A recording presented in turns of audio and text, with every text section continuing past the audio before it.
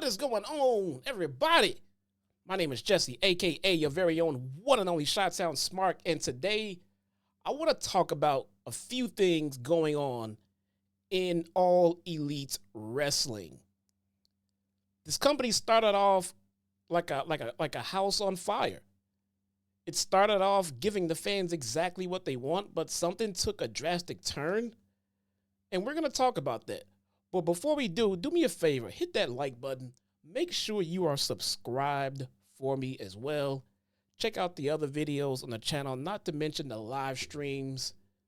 When you go to the channel, make sure you tap over and click the live tab, and there's a lot more of my uploads that are also there. It seems that some of you did not know that. But let's get into it though, man. AEW came in at a very opportune time for a new company to get started. WWE was not putting out its best product, all right? We can leave it at that. We all know why that is. That was under the Vince McMahon era. As much as he claimed that he was making a change for the better, as much as he claimed that he was, staying in focus and intact with what the fans of WWE wanted, he was not. He was not. The product was alive and well, don't get me wrong, but it just was not hitting the same. It's definitely not hitting the way that it is hitting right now, and we also know why that is. But AEW has drastically changed from when it started 6 years ago. It's just not the same company. It doesn't have that feel anymore. The talent, we feel as a fan base, the talent is not being treated the same. And that's with testimony from talent that has left there. That's from what we can see on television with the stop-start pushes and things like that. But the latest dagger that has hit AEW is the exit of Penta and Phoenix. Penta and his brother, Phoenix, have come to AEW, and they have quickly become fan favorites. All right? They were the focus for a short amount of time as a tag team, as we were promised as the company started, that tag team wrestling would be a focus. Does tag team wrestling feel like a focus in AEW to you right now? Rey Fenix has suffered some injuries during his run in AEW. Contract is up. Penta left, and Phoenix is being held there to honor the days that Tony Khan has tacked on to his deal. Now, the original AEW that we all fell in love with never would have done this. As a matter of fact, the AEW that started off didn't fire anyone. If you had a deal, then you had a deal, and you were going to be employed until your deal expired. I mean, to me, that sounds like great job security, especially coming from a company over in WWE where no matter what your deal is, you could get fired in a heartbeat, which is kind of odd because if I have a contract that says I can't go work anywhere, not only does the contract say I can't go work anywhere, the contract says I can't even go negotiate to work anywhere. But at any given moment, for any given reason, if you should decide that I no longer have a contract or a job, then just like that, with no consequence, that can happen. That does not seem fair to the talent. It just does not. A contract is supposed to be a contract. But apparently, with WWE, it could get dropped just like that for no reason. Now, in AEW, when they started off, if you had a deal, you had a deal. Now, does it mean that you were always going to be on TV and pushed? No, it didn't. All right? But if you had a deal, you had a deal. If you had an income, You had an income. And as long as you didn't do anything to jeopardize your contract, then you would be gainfully employed. That has changed. That has changed. Now, from a business aspect, I understand. But when you start off your company selling us that you are not the same as the big company out there, you're different, but then over the years, you slowly and gradually become just like the company that you said that you did not want to be like, it's kind of hypocritical. It kind of takes the drive and motivation out of you as a fan wanting to champion this company as being your favorite and things like that. It's kind of hard to get behind the company and stay behind the company when they keep changing their values.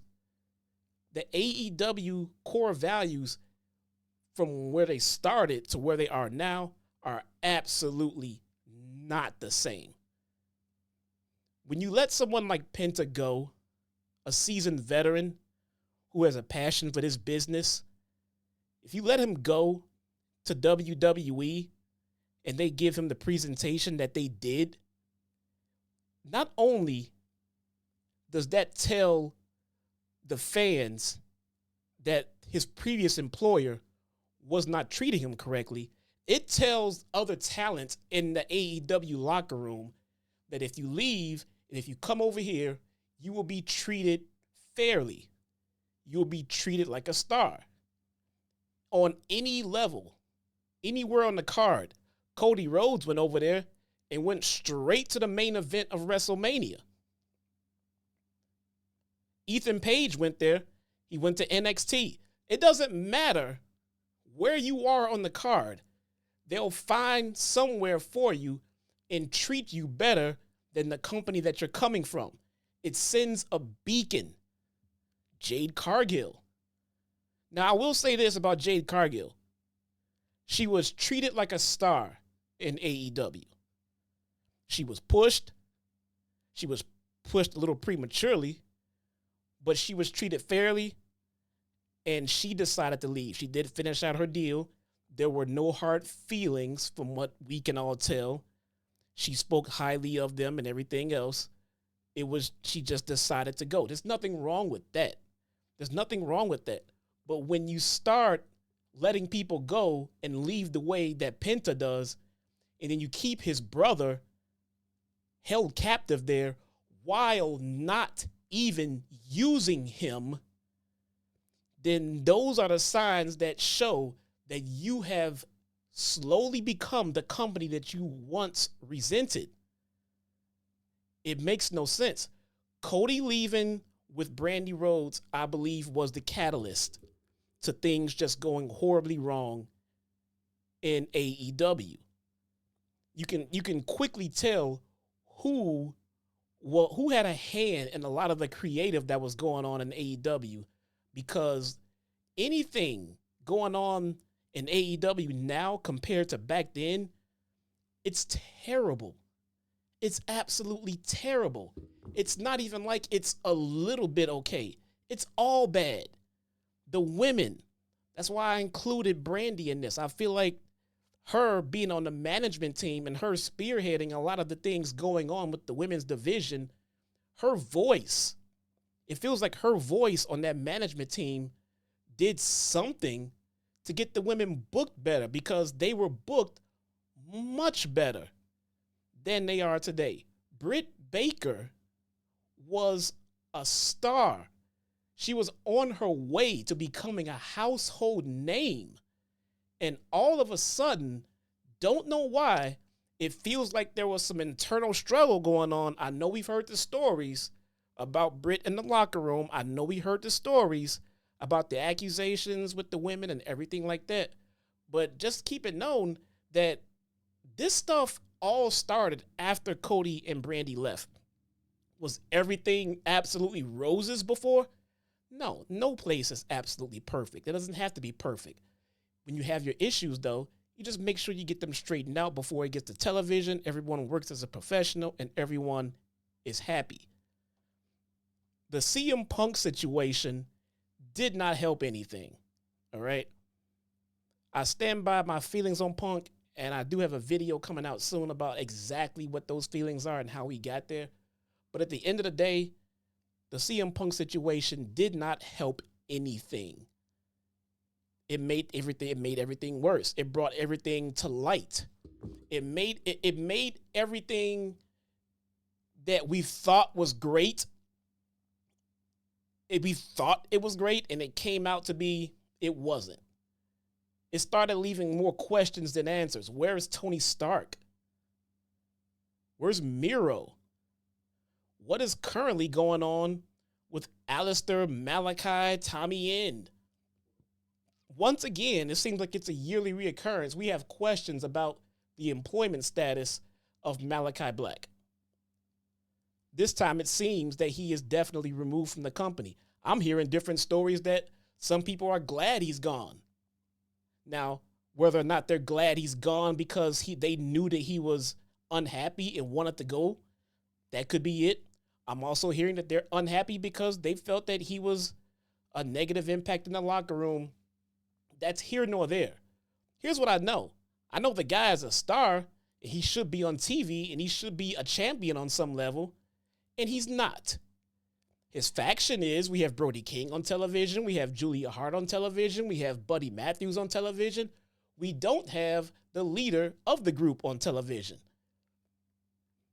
That's kind of telling when we're talking about his contract status and where he is. The epic fumble of Wardlow. My God, what happened to that guy? He was great. Then you ruined him. Then you tried to fix him. Then you ruined him again. That's amazing. That is amazing. One of the brightest stars you had going for you was Jamie Hayter. Jamie Hayter was lighting the place up. Huge fan favorite. Very over. Unfortunately, she got hurt. She went down and she was out for a long time. That time passed. It was time for her return. We all felt it. We all knew it was coming. That return happened at a pre-show. The return happened at the pre-show of a pay-per-view. Now, that sparked some debate. Well, the pre-show is a great place to do a return. You get to show everyone for free. It was some of the dumbest reasoning I've ever heard of. But lo and behold, here we are, months removed from that. Look at Jamie Hayter now. Is she as hot as she was before she left?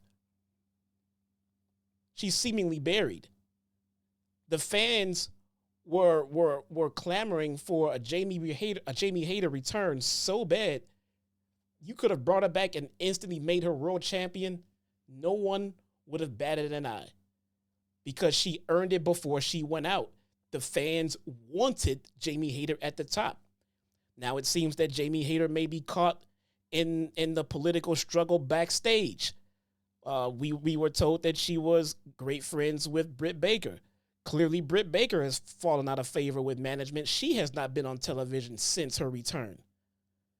There's speculation that Jamie Hayter's burial is due to comments that she made in support of CM Punk. Much like FTR, who we know were big supporters of CM Punk, their run was completely stifled. Now, as of late, FTR has been back on television, which is fine, which is great, but they have never been the same since Punk left because they were close friends with Punk, and that was very public. There's too many political games going on that's finding its way to television, and it's not entertaining. It would be easy to overlook if the product you were giving us was actually entertaining, but it's not. You leave the fans nothing more to do than to focus on the negative. You can't even say, well, we'll just focus on what's on television. Just have fun in it. Nothing is happening on TV of interest.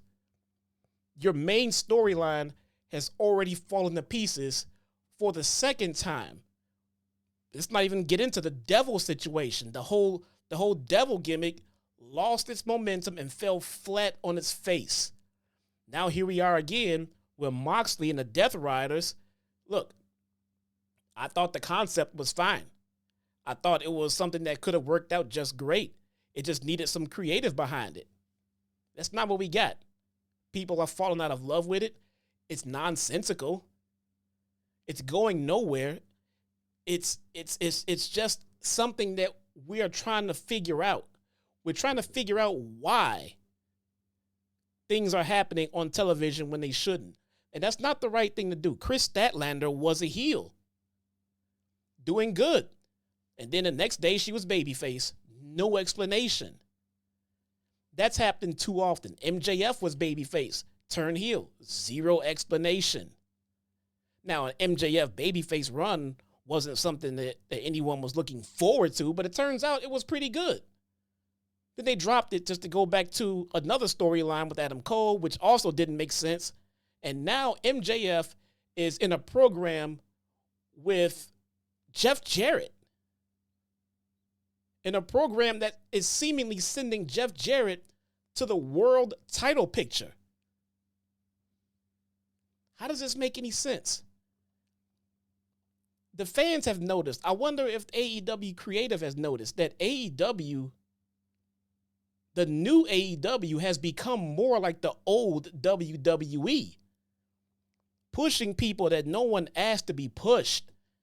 And then when you get the feedback, you just ignore it and continue shoving them down our throats. The wrestling matches are fine. The wrestling in AEW has always been fine. But it's just wrestling overload. It's just wrestling for wrestling. It's just matches happening just for the matches to happen. And people are starting to lose interest in those matches, even though the matches are fine. The matches have no meaning. They have no importance. Your AEW World Champion is going around without a title. The title is supposedly in a briefcase. It's been in a briefcase for so long, people no longer care why it's in there. No one cares anymore. If you had a point to keep it in the briefcase, you should have revealed it by now because, like I just said, people have lost interest.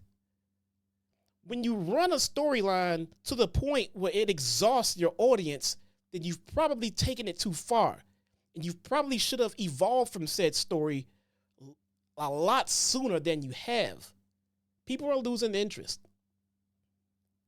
There's plenty of fans to go around to watch AEW and WWE. It's not like WWE is doing so great that AEW can't exist. That's not the reason why AEW's ratings are down and attendance is down. There's enough wrestling fans to go around.